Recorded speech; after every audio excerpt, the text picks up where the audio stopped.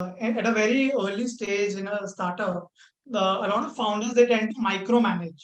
That I'll do the hiring, I'll do the operations, I'll take care of the design, I'll do everything. Can we just talk about that? Why HR is not only limited to hiring? So if you come from a good name or if you come from a good university, a good, community experience like here,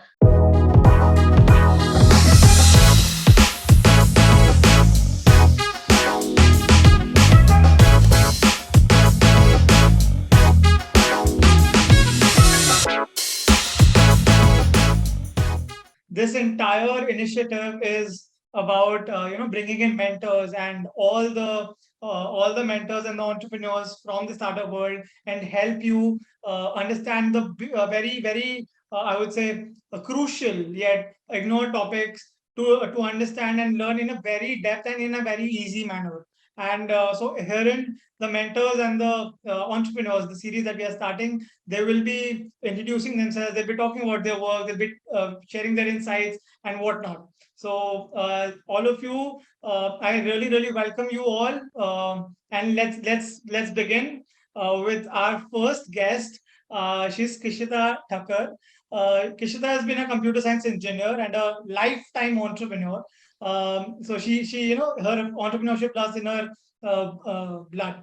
Kishita is a content creation enthusiast from a recruitment and education background, aiming at the hiring processes easier for both candidates and companies. She runs her own recruitment practice in the name of Ekdant Hiring Solutions and helps more than 60 plus startups. Isn't that absolutely amazing? And companies to onboard the top 1% talent, including brand names like Soroco, Mo Engage, and whatnot. Kishita also helps B2B SaaS startups in setting up their entire recruitment process from scratch using her TA expertise and analytical insights. We are so happy to have you, Kishita. Welcome.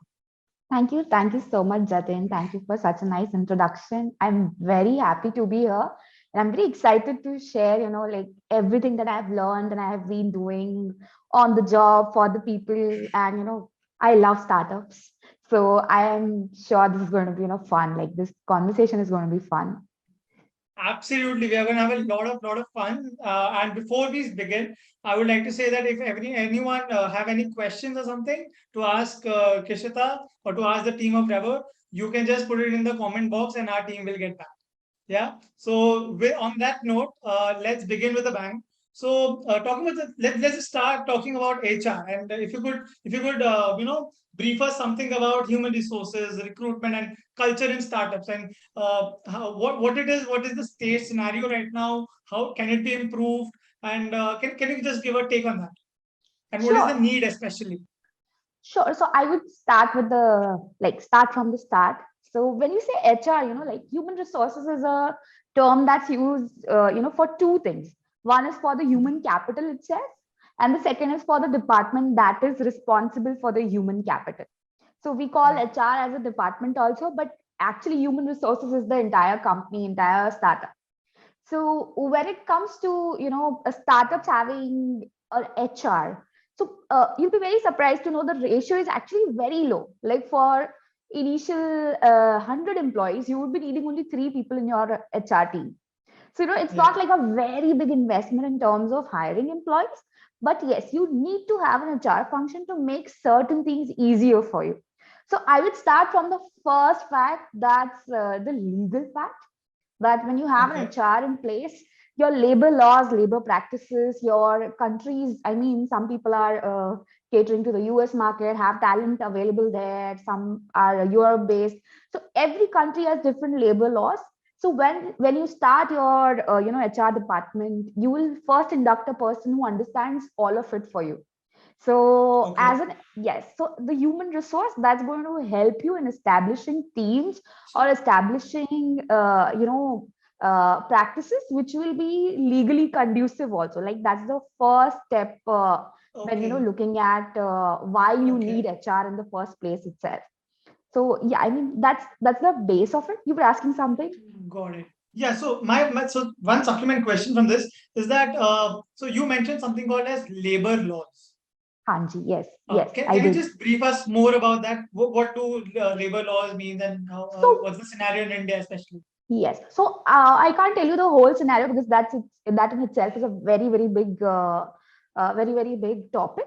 But then, if you understand, like there are acts, you have Companies Act, you have Employment Act, you have acts which are responsible for giving, maternity leaves. I mean, there are at least the four big ones. So there's a lot of subsections to it. But then, yes, I can give you the biggest insight here is there are laws which are not known to founders. There are laws which are not known to your techies or people who usually start startups. So there's a reason HRs have that covered in their learning experiences, or maybe setting up practices for other organizations, and they know how to take care of it. So majorly it doesn't requires a lot of you can say interaction with the legal department initially. So initially the HR can help you in understanding what you can offer and what you cannot offer, how offering certain things will make you less attractive for lawsuits. I mean, that's the tangent we can touch here. But yes, the Got it. first point is taking care of everything that is I mean, it's a basic license also that's required Yeah, for having some labor. I mean, you yourself are running a business, so you understand there are certain licenses of required. course. So an HR, obviously some of it comes on the admin section also, but an HR comes with a sound knowledge of the whole of it, not just on the company front, but also on the employee front, in terms of practices, in terms of, I mean, you have so many sections of HR, right? You have posh also. So you have, I mean, how to say yourself initially itself, like, don't set up practices which give people the leeway to behave the way they want. All So right. to set up behavioral practices in your organization also, which is a part of your culture. Your HR will help you a lot, like on both the legal front as well as on the behavioral front, like how talking, how the culture should be set, how you should be actually talking with your employees. So that's the tone that's being set by the HR. So covering the whole gamut of HR is obviously going to help you a lot. But the initial, like someone at a seed stage, which I think is a big case for us, that we have a lot of seed Yes. stage Yes. founders here. So that an HR maybe come into picture for you, say at 10 to 15 employees also, which is also possible. Or it can come to picture even when you have five employees and you think that, you are going to scale a lot, but you need someone to take care of the hiring part. So yes, coming back to the hiring part, I mean, HR is everything, right? Hiring, retention, training, development. You as a founder are so busy. You have so much to Right. do. You have so much to take care of. You have to look after the finances coming in. You have to look after your customers. You have to look after, what is being delivered, the product itself. I mean, so many things to handle, and operations being something that usually falls on the CEO or the founder. So, Yes. so you don't have the time to actually be available to your own people always. So, So that's yeah. where the HR can help in bridging the gap. So I think you highlighted a very important problem here, that at a very early stage in a startup, a lot of founders, they tend to micromanage. That I'll do the hiring, I'll do the operations, I'll take care of the design, and I'll do everything, and they don't realize the you know importance of HR. Because can we just talk about that, why HR is not only limited to hiring? It is a much Yes. wider space. Okay, yes. So initially, as a founder, like people just think that, okay, we need someone in recruitment, and that's how usually a practice starts. But Yeah. like on a better or a fairer practice usually starts from a person who can help you with the legal side and the cultural side of things. So Hmm. what happens is uh, people who attract talent themselves tend to have that feeling that maybe they can keep doing it for a longer time. So if you come Okay. from a good name, or if you come from a good university, a good, community experience, like here, you'll be able to attract good talent, great. But you can't keep doing that on your own at, all levels. So that's the first Got it. requirement. Yeah, that's the first level wherein they feel, okay, let's get someone. But now what happens when you go from 10 to 20 employees to 50 employees? Who is setting the rules? Who is setting the tone of the organization? Who is realizing what is happening between two people? Who is realizing how the teams are feeling about the organization? That's the part which you cannot keep assessing always, because when you are at 50 employees yourself, you are trying to assess where your organization is going, you do not have the time to sit and assess one-to-one interactions or handle very, very, basic. You can say most of the basics are going to go unnoticed when you're going to reach that kind of level. So at 5 employees or 10 employees, you were available. But when you go to 50 employees or even 25, you can't be Yeah. available that much. Yeah. So someone has to take care of it. So that's where the HR part comes. And yes, as we were saying that it's training, development, organizational design. I mean, that's one of the biggest important part of being an HR, that you help founders, you help CEOs, you help co-founders in understanding how to actually design an organization. Like when it's 5 people, okay, task A is to X person, B is going to be done by Y person, and the rest of it is divided amongst the rest. It's just 4 5 functions that one is taking care of: marketing, community, whatever. But what happens when you multiply? Who does what? What is the flow of work? Who reports to whom? Do you have a power Yeah. dynamic that's unequally divided? You can't assess that if you do not keep a check on it from day one. We Got it. have, yeah, I mean, that's the whole crux of the problem, that you can't be everywhere. That's the reason you need an HR. Of course. So HR, in your words, if I had to put everything in short, is a lifesaver for a founder. Lifesaver, company saver, yes. Yeah. So a very integral part, or a very integral pillar, one of the strongest pillar of any company, I suppose. Because if the employees are happy, if I don't call them employees, I call them colleagues. If your colleagues are happy, and if the people you're working with are happy, of course the productivity goes up and everything. And then, Yes. of course, it showcases in your results. And after this, solutions coming in the space of HR tech. Can you just shed on some light on that? The HR tech. What is HR tech? Are there any sort of softwares, and what do they do? If you have any clue about it, I definitely have a good clue about it, sure. Jatin. So, see, HR tech is something. It's not something that's going to come in picture with to a startup at a very young level or at an entry level. I mean, I think I did discuss is that a lot of startups, even when they reach 80, 90 employees, tend to do everything on Excel. Like Yeah, people techies, right? Techies know how to juice everything out. Like if it is a resource that's available at a lesser cost, just juice it out. So that's how they do it. But yes, going ahead, it becomes easier even for the human resource part of things, and even for the founder to understand, the pulse of the organization. So you already have a few names in the industry doing it, right? On the ENPS front, understanding what employees feel about the organization. On the mental health front, yeah, you have something called Amber, you have something called X210X, you have Infido.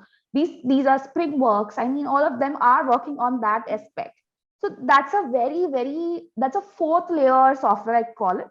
Like these are most sophisticated ones. At a core level, what people need is an HRMS or an HRIS, and MS being management okay, system, IS being information system. Both are one and the same most of the times. But what happens is these help you in keeping the data organized regarding your employees, regarding their payment structures, compensation, anything and everything that's regarding them can be stored here. So, right from leave attendance, payroll, I mean, there's no aspect which cannot be covered here. What happens is it helps you in calculating other HR metrics, which help you in understanding whether you are doing well as an organization or not, and where you are lacking when it comes to talent retention, talent development, and also certain other factors like your attrition, your promotion rate. I mean, so many things can be figured out with the help of an HRMS or an HRIS. That would be a very core level. The other thing which is added here is an ATS, that's an applicant tracking system. Again, something okay, that is required when you are a high growth startup. Like you're hiring 50 to 100 people a month, and then you are looking at 200 people a month. I mean, if these are the figures you are targeting, then you know that in tech it is going to be, the multiplication of resumes is going to be very high. Like to hire 2 people also, you'll be looking at a minimum of 100 to 150 resume. Now we are in that kind of a market. So how to track these? You can't do that all the time using your basic databases. You need something that's sophisticated, And that's how an applicant tracking system comes in picture. So for example, you have something like greenhouse, you have Lever is like in Indian market, which is a very good big name these days.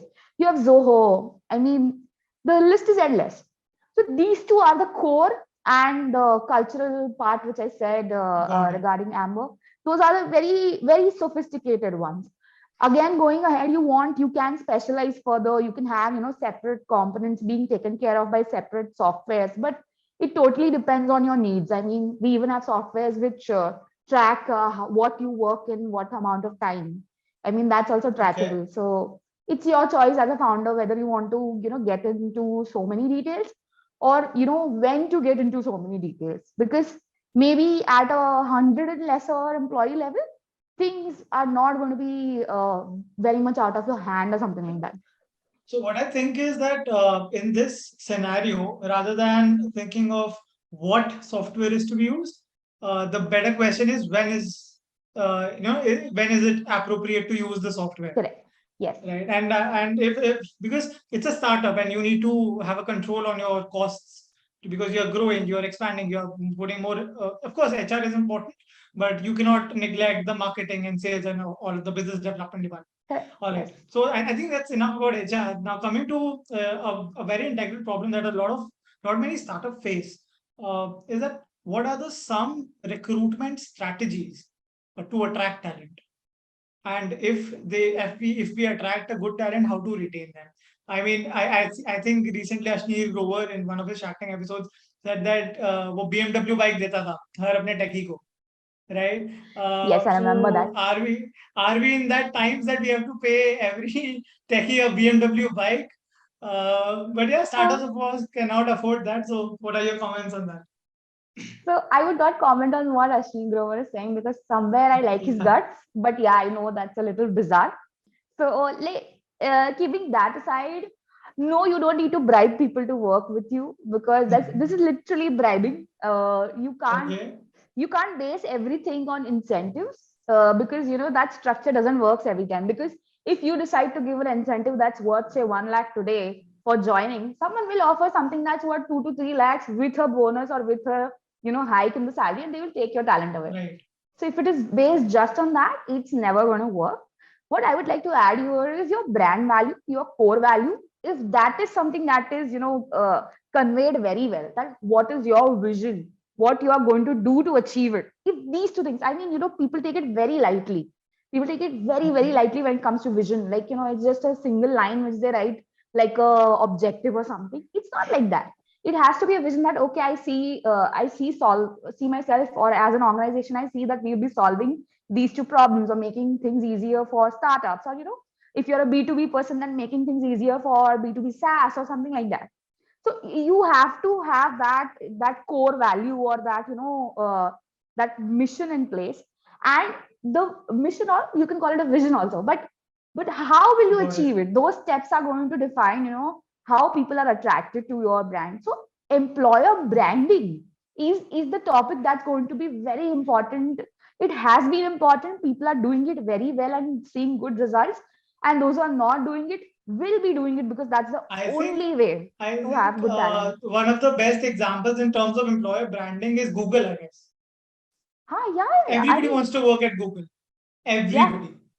it's everywhere, right? It's everywhere. I mean, you tell me that I'll be interacting with something from Google today, I'll be very happy to do it, because I know Exactly. there's some value. I know there's something they are doing which we need to witness to have a better outlook of companies or startups in general. So yeah, Got I it. mean, we were talking about recruitment strategies. So yes, I mean, Yes. from day one, see to it that your employer branding, your own branding is on point. You are very clearly conveying what is your vision, and what you're looking at, like achieving, and how you're going to achieve it. If you have answers for these things and you combine it with employer branding, you're golden. I mean, there's no one who can beat you. Obviously, you have to stick to it, but yes, you can. There's no one who can beat you to hiring here. I would add one more strategy here, and Oh, that's going to be something that you're already doing. That's community building. of course. So, community building is something people don't take very like. How can we do that for Seriously. employees? But you can do it. That there are ways of doing it. These two things can take you ahead in your hiring game, always, guaranteed. I mean, so recently, so the entire structure of Slack, the one of the best startups today, is about this employee communities.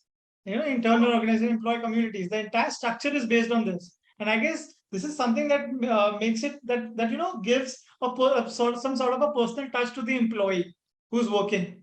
And Right. he says that yes, this company is good, the people around here are good, and there's a very lean framework, so there are no a lot of there are no walls in between, but I can, let's say I'm in a department of technology, and I want to talk to someone from research.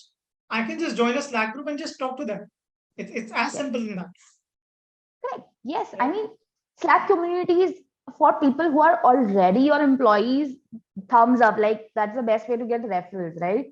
There's a concept of everybody is a founder. So, they Yeah, work, they get people like that, they work like that, they work with a founder mindset. So, I mean, if you find people like that, please nurture them.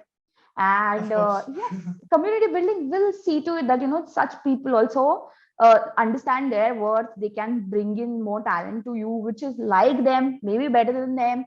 Maybe they are ready to become like them. You will have a good chain of people available to you. So yes, that's there. That's going to happen on Got communities. it. Those who are not making are losing out on something. Got it. So, a very important question now. So, a lot of startups at a very early stage, they face this issue that so they cannot afford full-time employees. They Correct. need to Yes. go for interns. All right. And in case of interns, although they're highly skilled, they're very good. But there are some gaps that needs to be filled. So that's basically through training or development. So how Right. how do you suggest that a founder tackles this problem if the workforce is good but not good enough, let's say. Hmm. So that's a very interesting question, first of all, Jatin. Workforce, if the workforce is majorly comprised of interns, I will be very doubtful about how things go ahead, because that's not how it should be working all the I time. mean, so a couple of so there can be a two to three people, Yeah, yeah, I who are understand. full time, but then others are interns. That's because it's a very very I early stage understand. startup. I understand. So the thing is, at this point of time, if you're getting interns, it means at a time when you're focusing a lot on your business, you're also focusing a lot on training. Like these are two Yes. heavy tasks and you're doing both together. So this is the reason I am not a very intern heavy mindset person. Like I don't suggest startups to go for too many interns, but yes, say maybe for one person, two interns are enough. So if you're an org of three people currently, like a founder and two co-founders, you can have a total of six interns max, which is good. Like this is which is a very good number. It cannot be tens or twenties. That's going to be too much. So what happens is, instead of making everything about training, instead of making everything about like okay, I'll sit and tell you how to do it. It is more about letting them shadow you initially, because some of it is going to be, I think initial 1 month is actually going to be spent on shadowing people, because that's how they'll be able to understand what happens in this world, the comms part, because they have so much to bridge the gap for. The second is you Hmm. can actually invest a little bit on training them outside of what you are training them. So, for example, you can help them in bridging the gap by giving access to certain courses, giving access to certain, say, for example, some course, some kind of reading material. You can give them access, and you just help them go through it instead of treating them like how the college treats them like students. You can Got actually it. help them in So going learn on the through. job. Yeah, not just learn on the job, actually learn separately also, and then come and apply on the job. So a little bit of freedom, a little bit of helping hand, and a lot of shadowing. That's how it is going to scale up for Got them. it. So you If have you, you have to take charge. Hanji, yes, maybe for a month, if you see to it that okay, if you have two interns with you, like weekly, if you can give them 4 to 5 hours, that's it. Not too much, but weekly 4 to 5 hours, which you can divide in 45 minutes or 30 minutes every day, and you see to it that they give you some outcomes. You can track what they are doing, how they are finding it, and whether they have questions about what you have been doing. If you can make a very good training program out of it, which is again a function of HR, you will be able to see better results from interns, because that's what they want, right? They want to learn, they want to see how people work. Of course. So yeah, so that is something which I always tell founders to focus on. Okay. So let's say there's an organization which has been running for some time now. It's a, let's say, 1 year old company, and it has managed to sustain with a decent amount of employees. Uh, what do you think are some of the key metrics, and if you could be specific, that are to be measured?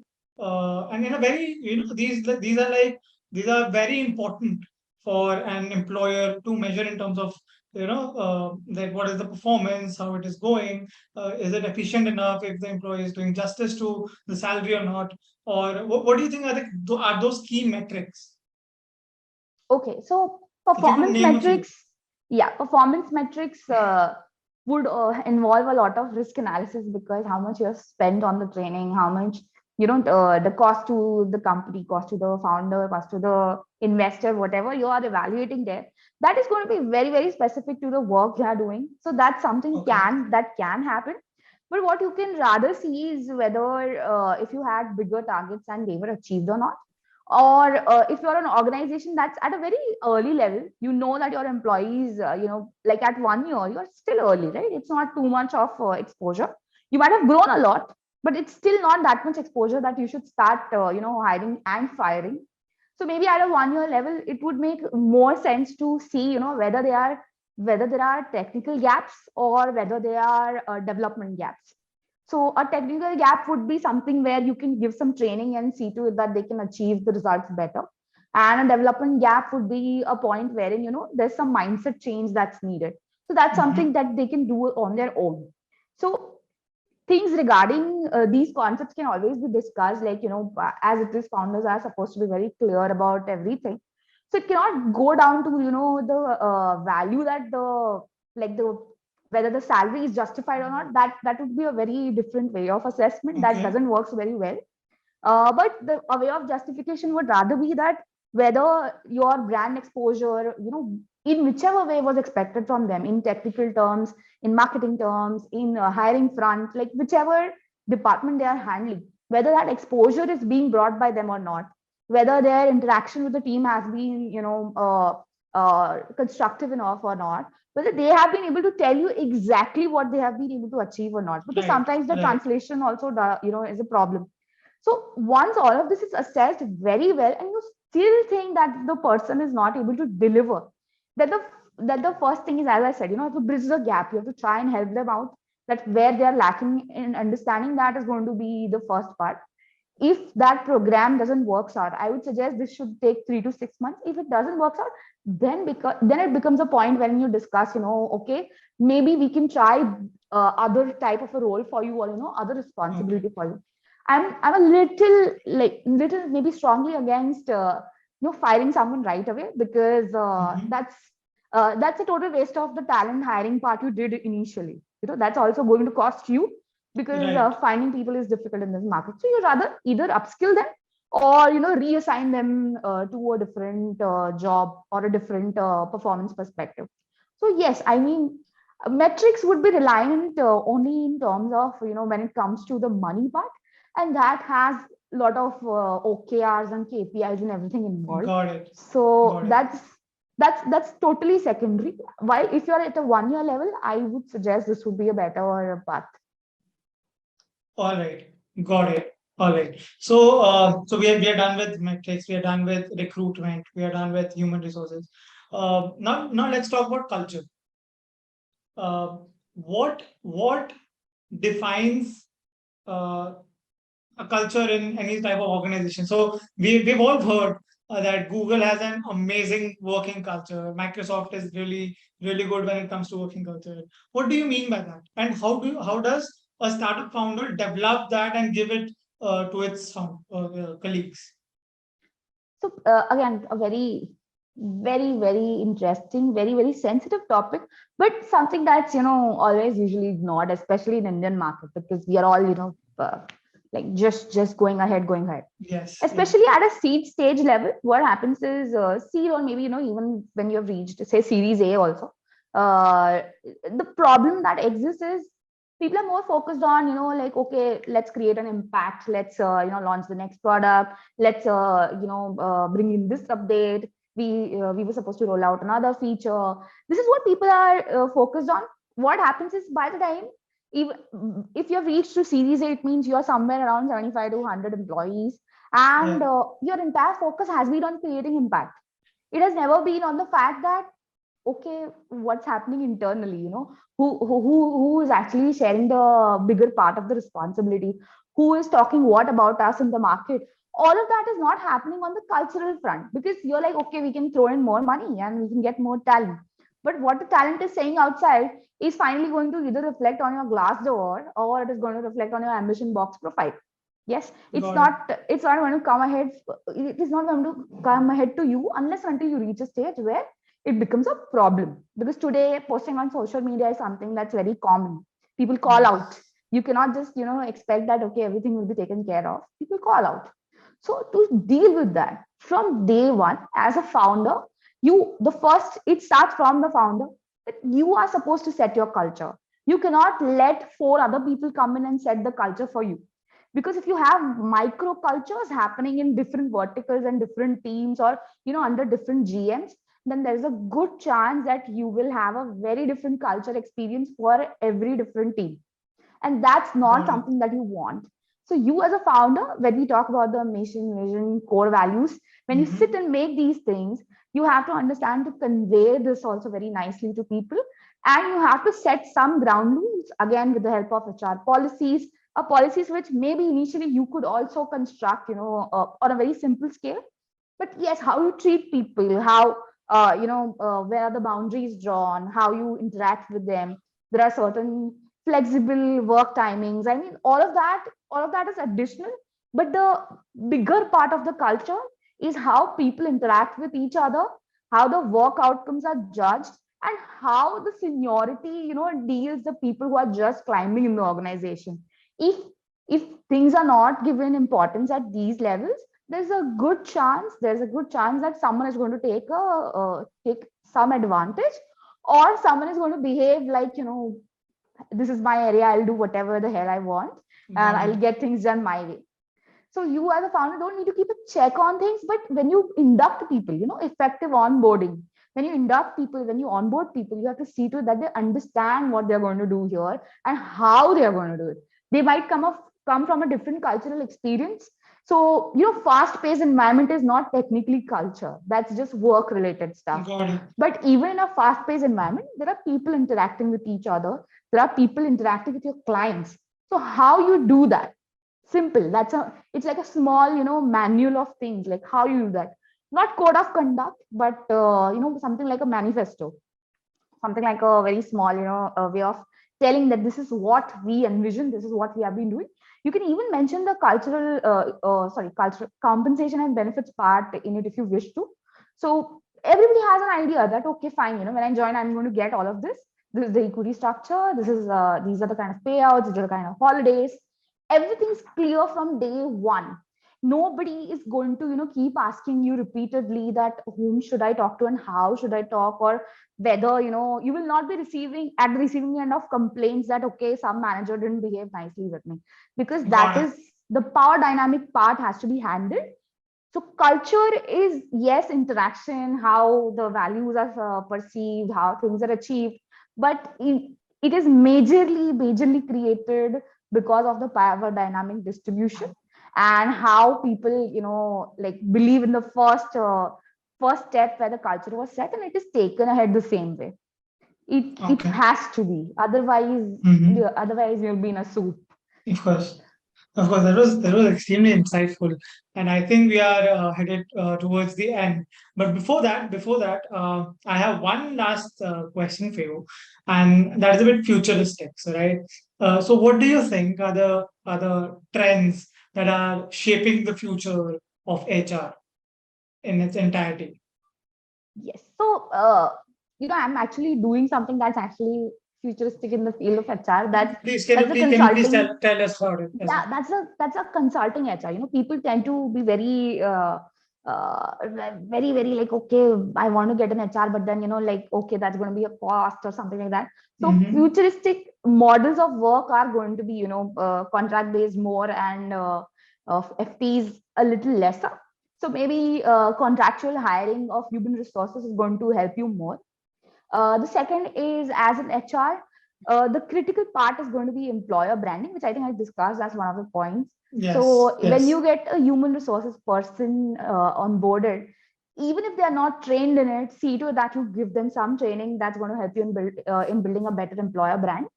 The third is, in a competitive market, that's just not going to end, because we know India is going to just the tech part is just going to go ahead like crazily. Startups are going to be there; they are going to be the future for everything. But if you want to Right. be a sustainable startup that can sustain retention, which is a very important part, retention and promotion, if you want to do that, you have to heavily invest in HR and HR tech. So I see the future as the ratio of HR increasing. It's usually 3 to 100, but I think it is going to go up to 5 or 6 also. Got it. So that's where the HR part is. But HR is going to help you shape in your brand. That's going to get you everything you need in the I market in terms of talent. I'm very very sure about that because in the entire podcast in this entire week I learned a lot of stuff, and the most important thing was how HR can become any company's backbone, and and can drive, let's say, even a Fortune 500 company or even a startup, and take it miles and miles ahead from the competition just by investing in good HR. So thanks a lot, Kishita. Before we end, I just want to give a good shout out to my HR, Reverr's HR, Sheetal. She's been really really good, and I am starting to feel the great amount of value. We really valued her, but to all the people, she's even more valuable now. But anyways, thanks a lot for today's session, Kishita. It was absolutely lovely talking to you, and thank you for your time. And yeah, take care. Thank you so much, Jatin. Thank you so much for doing this. I hope whatever we have covered is going to help people in understanding more about why they need HR. And thank you so much for doing this. Thank you for inviting me. And anytime you want me to speak more, I'm open. Oh, my pleasure, my pleasure. Definitely. Thank you on behalf of the entire Rever, and yeah, thank you. Thank you so much. All the best to everyone in setting up their HR practices. Yeah. And thank you, everybody, for joining in and listening to us. I know this is something that is not very fancy of as a topic, not as fancy as funding or something, but as we learned today, if you listen to this, you would understand how important this is, and it can be a make or break for you and for your startup. Thank you, and we'll see you next time with another speaker.